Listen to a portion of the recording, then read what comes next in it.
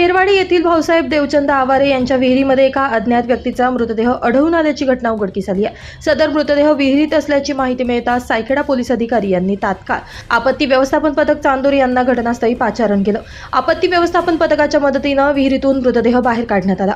प्राथमिक अंदाजानुसार हा मृतदेह साधारणतः 6 ते 7 दिवसांपूर्वीचा असून मृत व्यक्ती पुरुष असल्याचं समोर आले। या शोध आणि बचाव कार्यामध्ये आपत्ती व्यवस्थापन पथक प्रमुख सागर गडाख, संतोष लगड, वैभव जमदाडे तसेच ग्रामस्थ उपस्थित होते। यावेळी सायखेडा पोलीस स्टेशनचे पोलीस निरीक्षक घुगे साहेब, मोठा भाऊ जाधव, लकडदादा, पोलीस पाटील व इतर अधिकारी घटनास्थळी होते। सदर घटनेबाबत पुढील तपास सायखेडा पोलीस स्टेशनचे कर्मचारी आणि अधिकारी करत असून मृत व्यक्तीची ओळख पटवण्याचं काम सुरू आहे। सायखेडा पोलीस स्टेशनकडून नागरिकांना आवाहन करण्यात आले की सदर मृतदेह ओळख पटलेली नसून नागरिकांनी सहकार्य करावं। नाशिक माझा न्यूजसाठी प्रतिनिधी राहुल सोनवणे, चांदोरी।